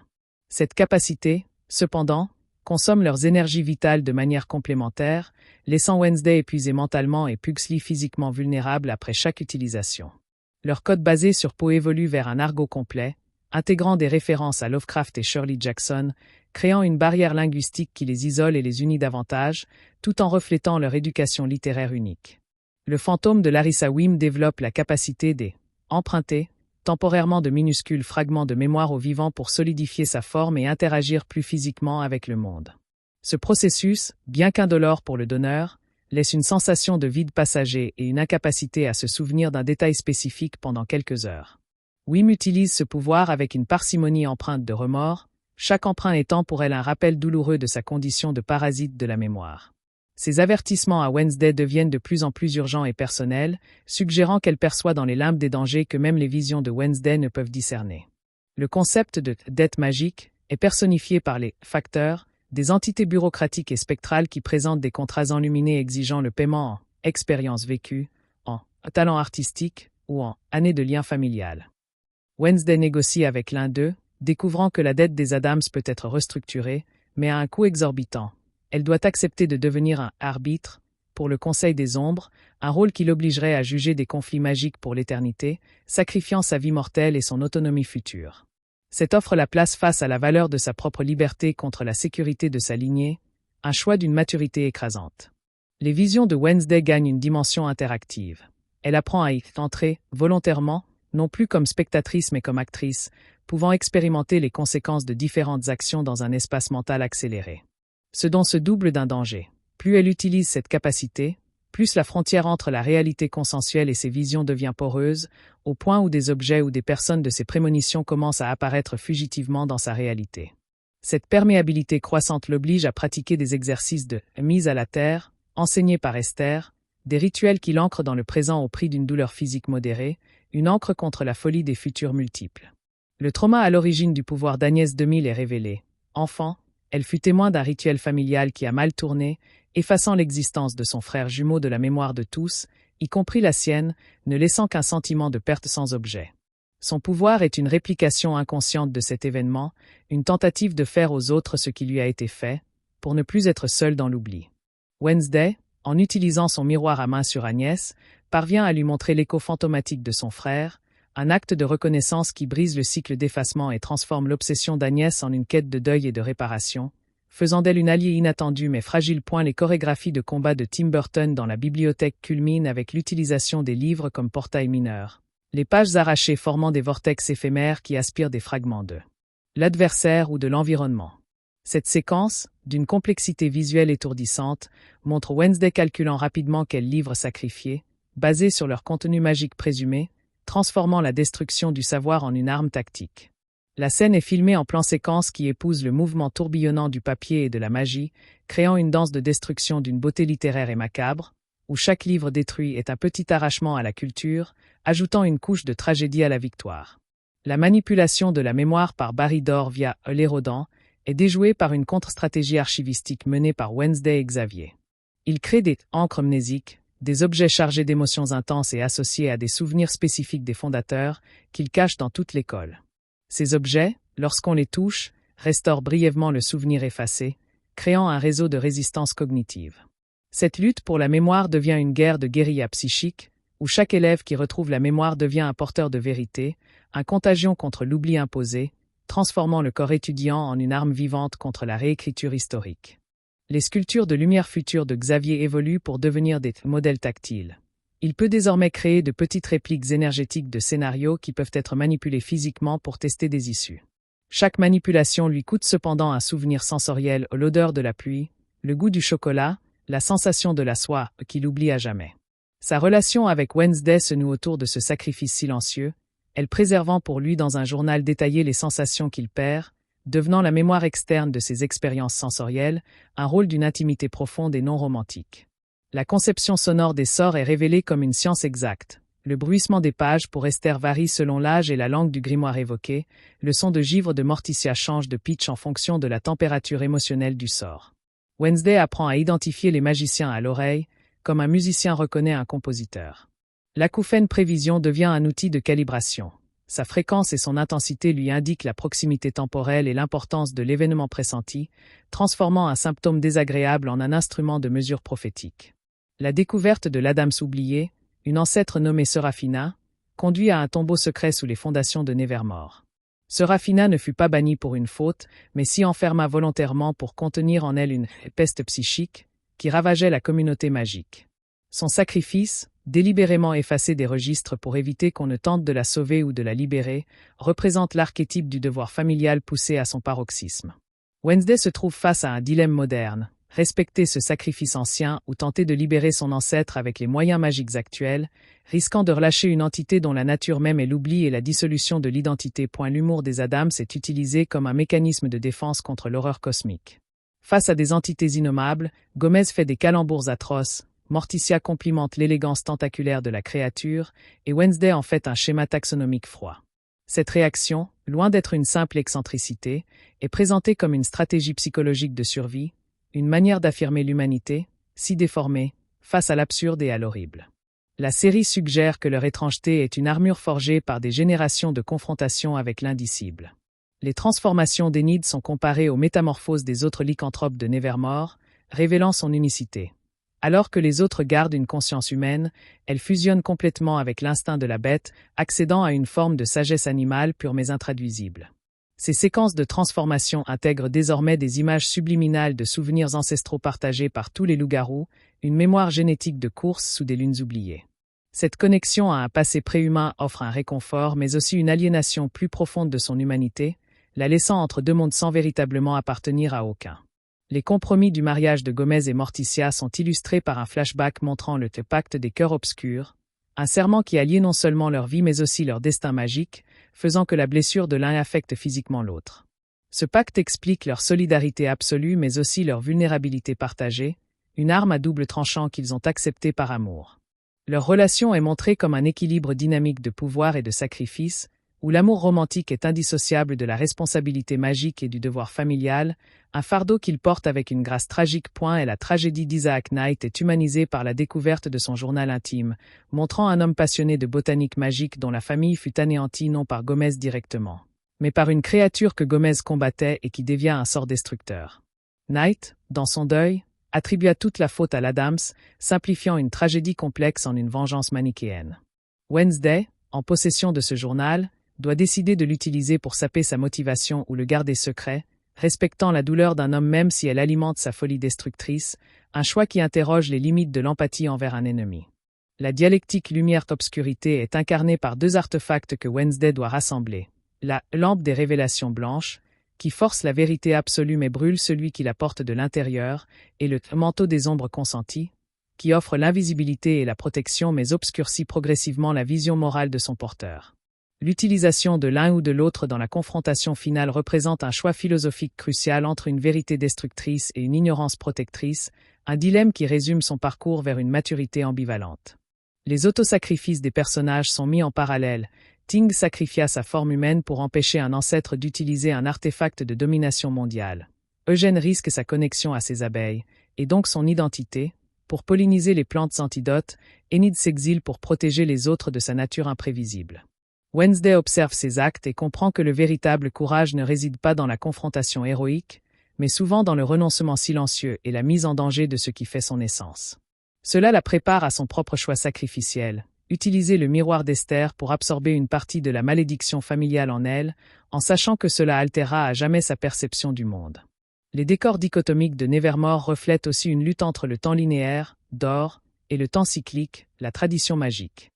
Les ailes modernes imposent une horloge stricte, une routine qui étouffe les rythmes naturels de la magie. Les parties anciennes vivent au rythme des saisons, des phases lunaires et des marées émotionnelles. Les personnages traversant ces espaces éprouvent physiquement ce conflit, ressentant de l'anxiété dans les nouveaux bâtiments et une atemporalité apaisante mais désorientante dans les anciens.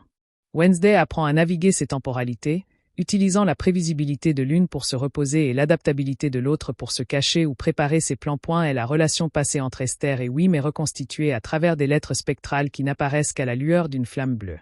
Elle révèle un projet commun de réforme de Nevermore, bien plus radical que celui de Dor. Elle voulait ouvrir l'école à toutes les formes de magie, sans distinction de moralité, croyant que seule l'exposition à tout le spectre du pouvoir permettrait un vrai choix éthique.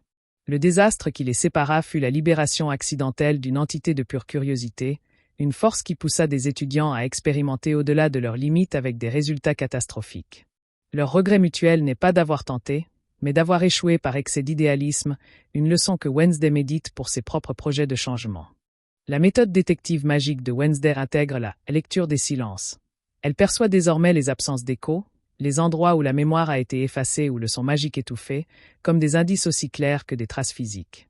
Son violon est adapté avec des cordes en boyaux de créatures spécifiques, chacune résonnant avec un type différent de mensonge ou de vérité cachée.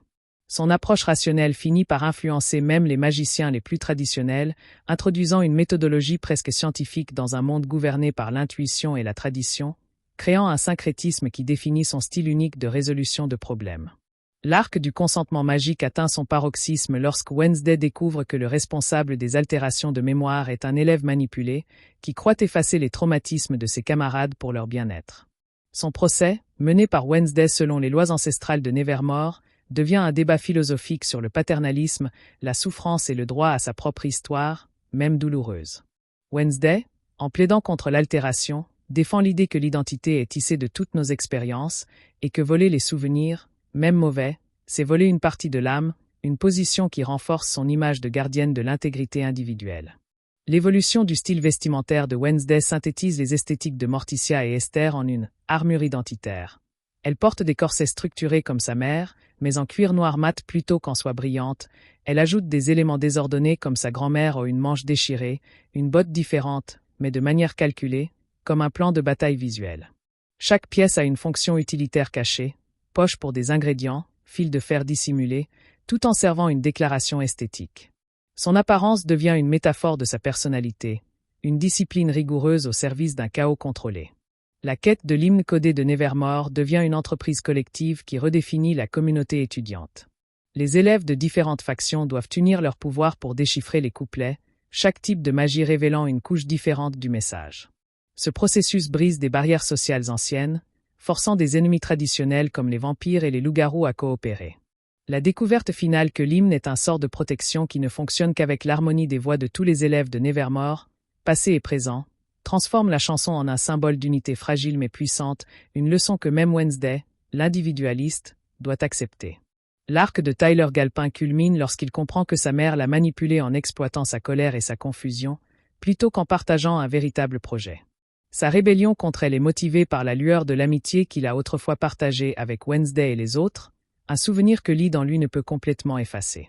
Son sacrifice final, pour détourner une attaque destinée à Pugsley, est présenté non comme une rédemption complète, mais comme un acte de libre arbitre retrouvé, le premier choix véritablement sien depuis longtemps, une fin tragique mais empreinte d'une certaine dignité.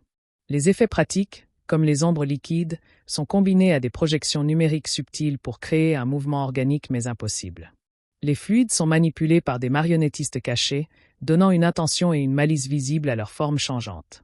L'acteur jouant Slurp le zombie travaille avec un chorégraphe pour développer une démarche qui semble défier la gravité et l'anatomie, créant une présence constamment déstabilisante.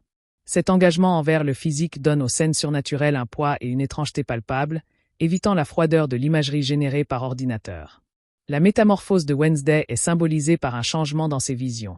Elle passe de scènes de mort et de destruction à des images plus ambiguës, une main tendue refusée puis acceptée, une porte fermée avec une clé laissée dans la serrure, un miroir qui reflète enfin autre chose qu'une solitude. Cette évolution intérieure se manifeste extérieurement par des gestes minuscules, elle laisse une fleur noire sur le bureau d'Enid après son départ, elle écoute Pugsley sans l'interrompre, elle admet à Xavier qu'une de ses prédictions était juste. Ces micro-changements, perceptibles seulement pour ceux qui la connaissent bien, dépeignent une croissance psychologique réaliste et nuancée, loin des transformations spectaculaires mais crédibles dans sa lenteur et sa résistance. Le final ne montre pas de victoire définitive mais un rééquilibrage complexe. Pugsley, lié à l'artefact ancestral, gagne un contrôle inédit sur son pouvoir mais doit désormais en user comme gardien, une responsabilité qui le mûrit brusquement. L'exil d'Enid est recadré comme une quête, une recherche des origines de sa mutation unique chez des loups-garous isolés, une aventure plutôt qu'une punition. Wednesday, ayant endossé le rôle d'arbitre pour le Conseil des Ombres, ne perd pas sa liberté mais la redéfinit. Elle devient une force d'équilibre, utilisant son don pour prévenir les catastrophes plutôt que simplement les résoudre, acceptant que son destin soit lié à un monde plus vaste que sa famille ou son école. La dernière image n'est pas celle d'une héroïne triomphante, mais d'une jeune femme assise entre deux mondes, la tour de Nevermore et la forêt sauvage, contemplant un horizon désormais rempli de responsabilités et de connexions qu'elle ne peut plus ni ne veut rejeter entièrement. Son visage fermé mais ses yeux reflétant une lueur de curiosité résignée pour le chemin complexe qui s'ouvre devant eux. Elle est le point et la complexité des négociations entre le Conseil des Ombres et les Adams révèle l'existence d'un tribunal des équilibres, une sous-section secrète chargée de surveiller les dettes interfamiliales magiques sur plusieurs générations. Esther, en tant qu'ancienne membre, dévoile que l'exclusion de la famille Adams de certaines archives fut une sanction pour avoir refusé de livrer un ancêtre considéré comme criminel par le Conseil, mais jugé innocent par les siens. Cette fracture historique éclaire les réticences actuelles du Conseil à aider Wednesday, voyant en elle non seulement une voyante véridique, mais aussi la descendante d'une lignée jugée insubordonnée et dangereusement indépendante. Ces visions gagnent une dimension sociale, lui montrant désormais les ramifications relationnelles de chaque décision, un réseau de liens et de conséquences qui l'étourdit par sa complexité et l'oblige à développer une nouvelle forme de pensée systémique pour les interpréter. L'origine céleste du pouvoir de Pugsley est liée à une constellation éteinte, dont la dernière étoile fut scellée dans le sang d'un ancêtre lors d'un rituel de sacrifice stellaire. Cette énergie, fondamentalement halogène à la magie terrestre, explique pourquoi ces décharges perturbent les sorts environnants et attirent l'attention d'Isaac Knight, qui cherche une source de puissance pure, non contaminée par les histoires et les émotions du sol de Nevermore. Les sessions de réminiscence avec Gomez deviennent des voyages psychiques périlleux, où ils explorent la mémoire astrogénétique de leur lignée, confrontés aux souvenirs de solitude cosmique et de froid absolu qui accompagnent ce pouvoir stellaire. Les glyphes lumineux sous Nevermore, une fois cartographiés par Wednesday, forment une carte de la constellation perdue, indiquant que l'école fut construite délibérément sur son point d'impact terrestre, faisant de Nevermore un observatoire involontaire et une prison pour cette énergie céleste. La chambre des échos fondateurs que recherche Morticia n'est pas une pièce physique, mais un espace onirique partagé, accessible seulement lorsque les héritiers des trois lignées s'endorment simultanément après avoir accompli un rituel d'humilité spécifique. La lignée éteinte, les Ravencrest, a en fait un dernier descendant ignorant de son héritage, un élève normie récemment admis sur une bourse obscure. La collaboration de Morticia avec le spectre de Wym devient une entreprise de guidance onirique, où elles doivent entrer dans les rêves de l'élève pour réveiller sa mémoire génétique sans provoquer un choc psychique fatal.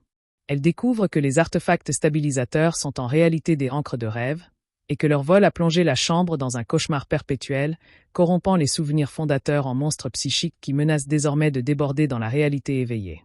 L'enseignement d'Esther prend une tournure pratique et dangereuse avec l'introduction des procès moraux inversés. Wednesday doit défendre les actions les plus condamnables de ses ancêtres en utilisant leur propre logique et le contexte historique, un exercice qui la force à comprendre, sinon à excuser, l'inacceptable. Le miroir à main commence à montrer des présents alternatifs parallèles, des réalités où Wednesday a fait des choix légèrement différents, créant une angoisse existentielle constante quant à la justesse de sa propre voix.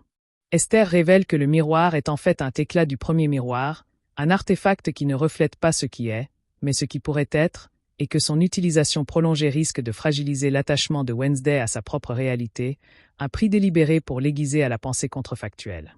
Le deuil pathologique de Barry Dore est approfondi par la découverte qu'il conserve le cœur magiquement préservé de son épouse Elara dans un mécanisme au centre de son bureau, une horloge complexe qui tic-tac au rythme de ses propres battements de cœur.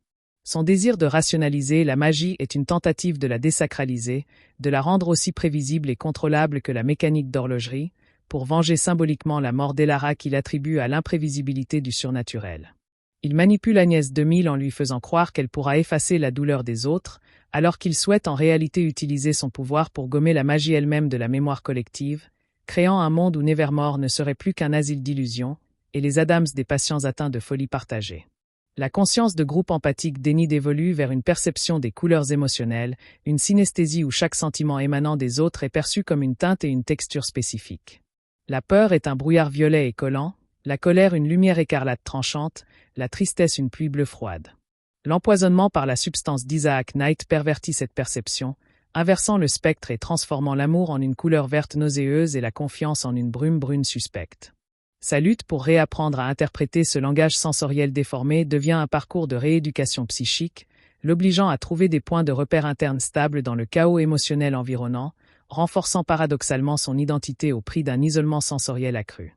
Les interférences sensorielles post-échange de corps produisent des éclats de mémoire fusionnés. Wednesday a parfois des flashs de souvenirs d'Enid qui ne lui appartiennent pas, comme des vacances familiales ensoleillées ou des angoisses adolescentes banales, qui s'imposent avec une vivacité déconcertante. Enid, de son côté, se surprend à connaître des détails sombres de l'histoire des Adams ou des solutions logiques à des problèmes complexes, sans savoir d'où lui viennent ces informations.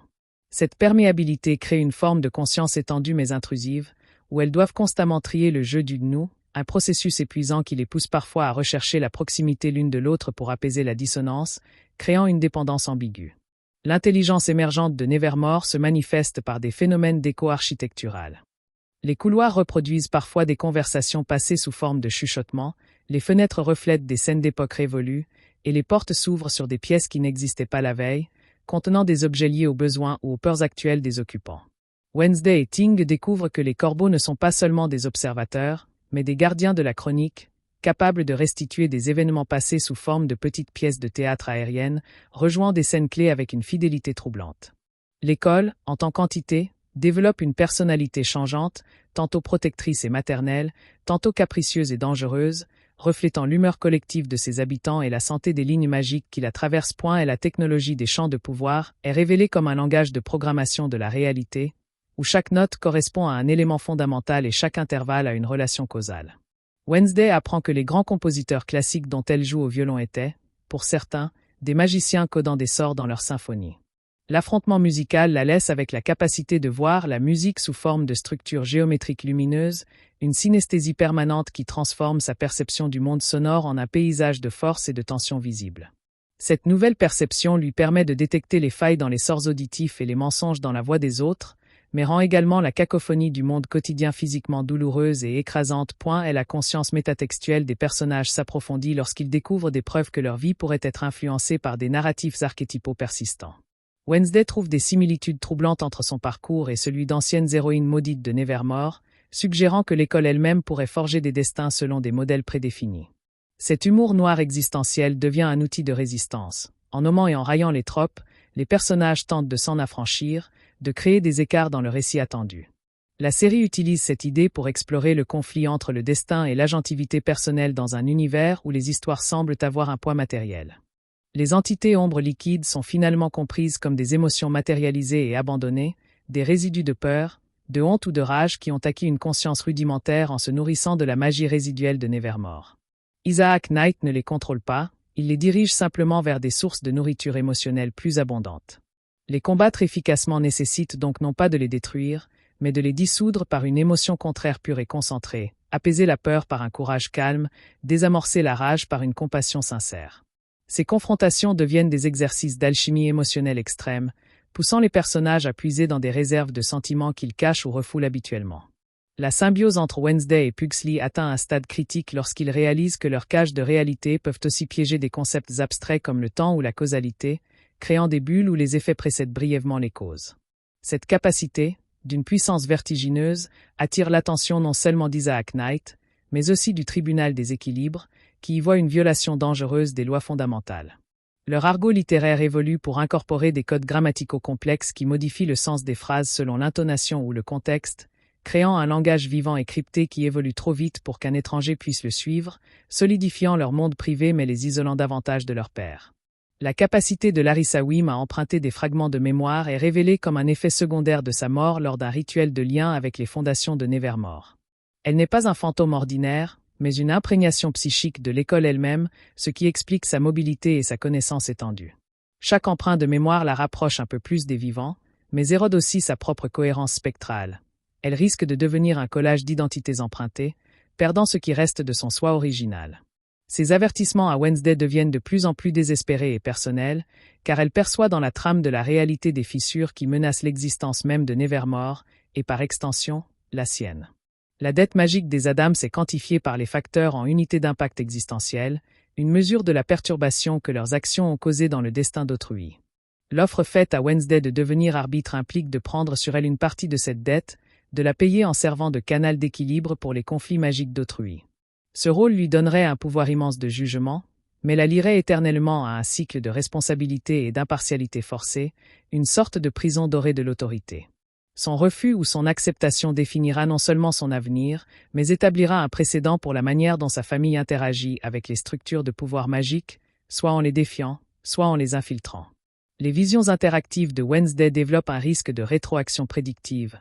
En agissant dans une vision pour tester un futur, elle peut involontairement envoyer un écho de cette action dans le présent, influençant les décisions des autres et rendant la vision plus probable, créant une boucle autoréalisatrice.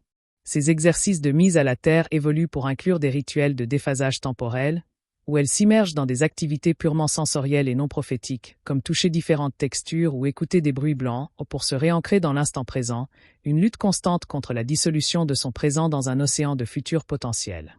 Le drame d'Agnès 2000 culmine lorsque Wednesday, utilisant le miroir, lui montre non seulement l'écho de son frère, mais aussi le moment exact où le rituel familial l'a effacé.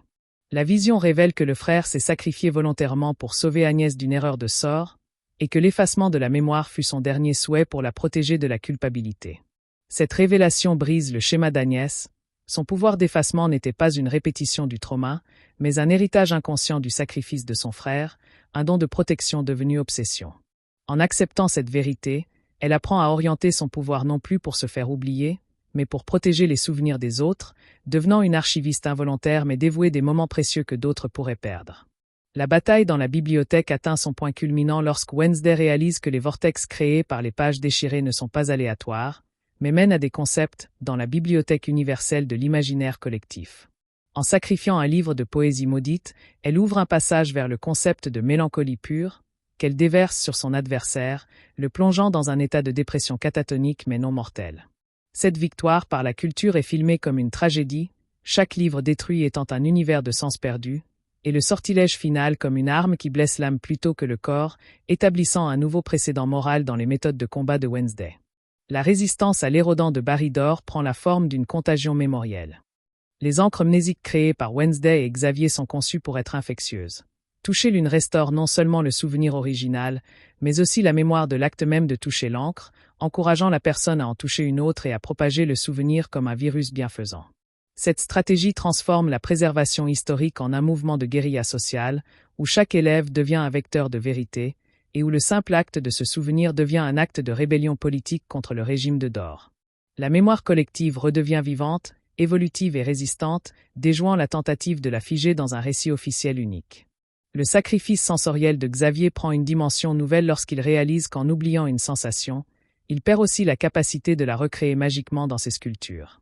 Chaque souvenir sensoriel sacrifié est une couleur en moins sur sa palette de réalité future. Wednesday, en documentant méticuleusement ses sensations dans un journal relié de cuir noir, devient sa banque sensorielle externe. Leur rituel de partage, où elle lui décrit avec une précision clinique la sensation oubliée pendant qu'il tente de la recréer sous forme de lumière, devient un acte d'une intimité profonde, une confiance absolue où il s'en remet à elle pour des parts de son humanité fondamentale, une connexion qui transcende l'amitié ou la romance pour toucher à la dépendance existentielle. Et la synesthésie sonore de Wednesday évolue pour lui permettre de voir la santé magique d'une personne ou d'un lieu sous forme de paysage sonore. Une personne en bonne santé magique émet une harmonie complexe, un lieu chargé positif à une basse continue régulière. L'acouphène prévision se différencie en plusieurs tons distincts, chacun indiquant un type de futur. Un bourdonnement grave pour les menaces physiques, un sifflement aigu pour les trahisons émotionnelles, un carillon étouffé pour les opportunités cachées. Elle apprend à moduler sa propre signature sonore par sa respiration et son attitude, pouvant ainsi se rendre moins perceptible aux entités qui chassent à l'ouïe magique, ajoutant la discrétion auditive à son arsenal. Le sacrifice de Serafina Adams est révélé comme un acte de fusion paradoxale. Elle ne contient pas la peste psychique en elle, mais s'est elle-même transformée en son antidote vivant, un être d'oubli bienveillant qui dissout la maladie mais aussi, progressivement, toute mémoire d'elle-même et de son acte. Libérer Serafina ne signifierait pas relâcher un fléau, mais dissoudre l'antidote, permettant à la peste de ressurgir. Wednesday est confrontée à un dilemme éthique poignant. Préserver l'oubli héroïque de son ancêtre, et la sécurité de tous, ou lui rendre son identité et son histoire au prix d'une catastrophe potentielle, un choix qui oppose la justice mémorielle à la sécurité pragmatique. L'humour des Adams comme armure est testé face à une entité qui se nourrit de l'absurde et du paradoxe, rendant leurs blagues et ironies littéralement nutritives pour elle. Ils doivent alors inventer un nouveau mode d'interaction, un sérieux absolu, une sincérité terne qui les prive de leur défense principale et les expose à une vulnérabilité brute. Cette séquence, étrangement dramatique et dépouillée, montre les Adams sans leur façade, forcés de communiquer avec une authenticité douloureuse, révélant la profondeur de leur lien sous le vernis du spectacle permanent. C'est une épreuve qui les change, les laissant plus unis mais aussi plus conscients du prix de leur performance habituelle. La sagesse animale qu'Enid atteint dans sa forme de loup est révélée comme un accès à la mémoire écocosmique, une conscience des liens écologiques et des cycles naturels à une échelle planétaire. Elle perçoit la santé de la forêt, les migrations souterraines des énergies telluriques, le stress des écosystèmes magiques. Cette connexion offre une perspective écrasante mais aussi un sentiment d'appartenance à un tout bien plus vaste que la société humaine ou même surnaturelle. Son exil devient alors non seulement une quête personnelle, mais une mission de guérison. Elle part suivre les courants de blessures qu'elle perçoit dans le paysage magique mondial, transformant sa malédiction en une vocation de guérisseuse planétaire. Le pacte des cœurs obscurs liant Gomez et Morticia est détaillé comme un sort de résonance sympatrique qui ne partage pas seulement les blessures, mais aussi les forces. Lorsque Morticia puise dans son pouvoir, Gomez en reçoit un écho qui le revitalise, et vice-versa. Ce pacte explique leur vitalité surnaturelle et leur synchronisation parfaite. Cependant, il rend aussi chacun vulnérable aux manipulations visant l'autre. Un sort ciblant Gomez peut déformer le pouvoir de Morticia, et une émotion intense chez l'un peut submerger l'autre. Leur amour est littéralement une source de puissance et de vulnérabilité partagée, un équilibre dangereux qu'ils dansent avec une grâce consciente du précipice. La révélation du journal d'Isaac Knight pousse Wednesday à une confrontation non magique mais verbale avec lui. Elle lui apporte le journal et l'affronte non avec un sort, mais avec une question. Est-ce que la vengeance rendra les noms de ta famille plus lourds que leur absence? Cette approche, fondée sur la reconnaissance de sa douleur plutôt que sur sa négation, crée une faille dans sa folie. Il ne renonce pas, mais son attaque perd de sa focalisation, se dispersant en une rage générale plutôt qu'en un laser dirigé contre Pugsley.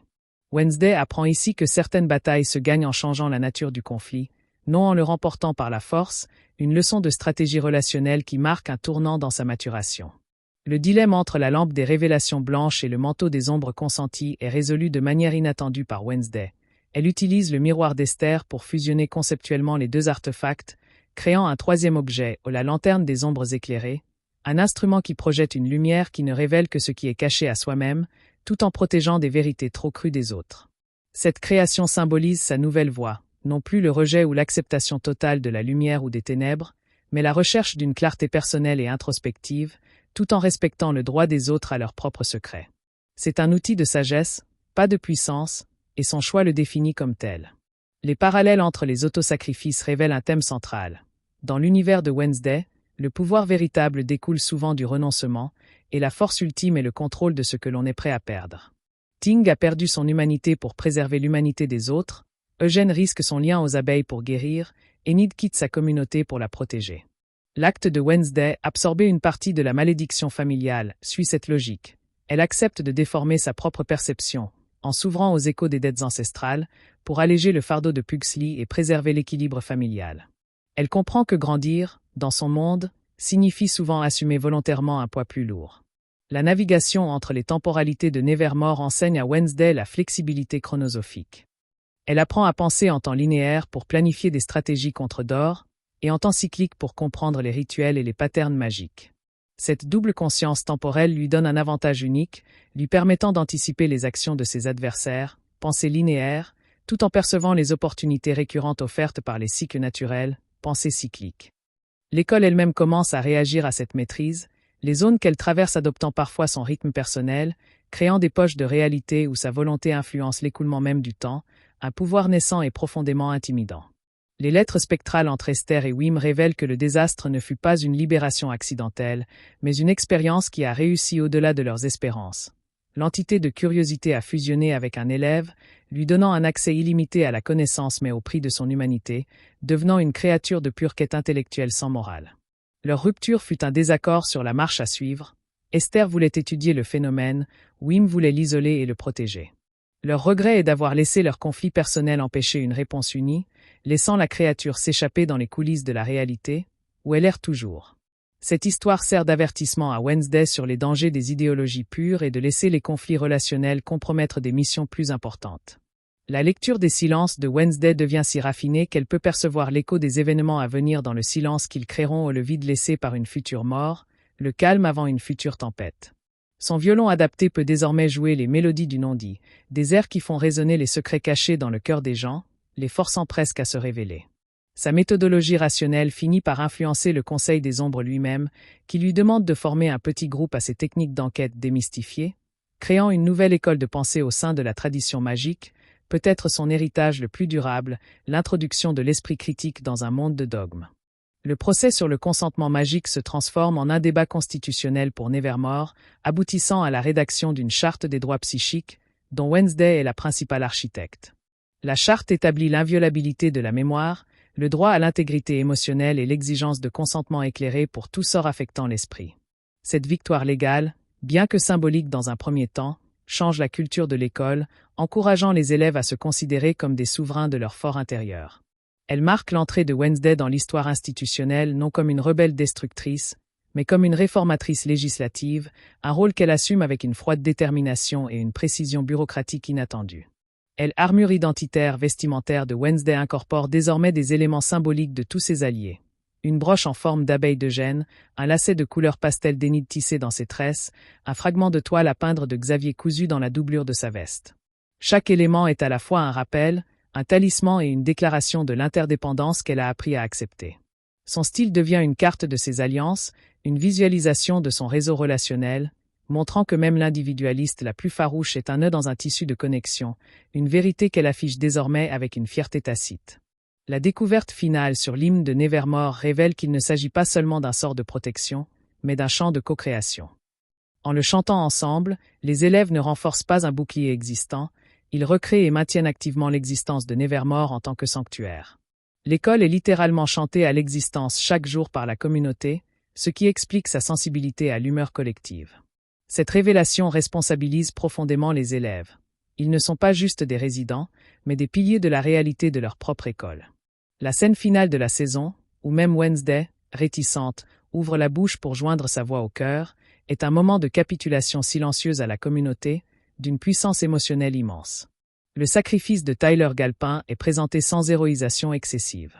Il n'est pas pardonné ni réhabilité, mais son acte est reconnu comme un choix libre. Lyd en lui ne meurt pas, mais se retire, laissant un corps humain brisé mais en paix. Sa dernière conversation avec Wednesday est brève, sans amour déclaré ni amitié retrouvée, mais avec une simple reconnaissance. « Tu as choisi », dit-elle. « Oui », répond-il. C'est un adieu sobre à un personnage tragique, évitant la facilité de la rédemption complète tout en accordant de la dignité à son dernier acte d'autonomie, une conclusion subtile et mature pour son arc. La fusion des effets pratiques et numériques atteint son apogée dans la représentation de la peste psychique que Serafina contenait.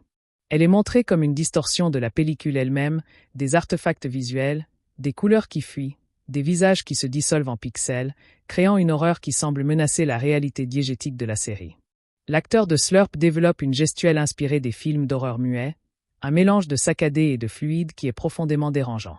Cette approche donne aux menaces surnaturelles une qualité onirique et hors du monde qui renforce l'idée que la magie est une force qui défie non seulement les lois physiques, mais aussi les lois narratives et visuelles. La métamorphose intérieure de Wednesday est scellée dans une scène muette où elle visite la chambre vide d'Enid. Elle ne prend rien, ne laisse rien, mais s'assoit simplement sur le lit, observant les restes de l'existence colorée de son ami. Son visage, habituellement impénétrable, montre une succession de micro-expressions, un pincement au coin de l'œil, un léger relâchement des lèvres qui, pour qui sait lire, trahissent un mélange de regret, de respect et d'une détermination renouvelée. Elle se lève, ajuste son corset, un geste d'armure, et quitte la pièce, fermant doucement la porte derrière elle. C'est un adieu sans drame, un deuil privé, et l'acceptation qu'une partie de son chemin doit maintenant se faire sans cette présence, une leçon d'adultes apprise en silence. Le nouvel équilibre final est présenté comme dynamique et précaire. Pugsley, désormais gardien de l'énergie stellaire, doit équilibrer sa nature humaine avec sa fonction de geôlier céleste, une dichotomie qui le mûrit prématurément mais lui donne aussi un but transcendant. Enid, en quête, devient un personnage de légende à distance, ses actions rapportées par des rumeurs et des changements dans l'environnement, une présence diffuse mais constante dans la vie de Wednesday. Wednesday elle-même, en tant qu'arbitre-élève, vit désormais à cheval sur deux mondes, le microcosme adolescent de Nevermore et le macrocosme bureaucratique du Conseil des Ombres. Sa dernière scène la montre non pas contemplant l'horizon, mais écrivant dans un journal, synthétisant les événements avec une objectivité clinique mais en laissant, à la toute fin, une petite tache d'encre informe, comme une émotion qui n'a pas trouvé de mots.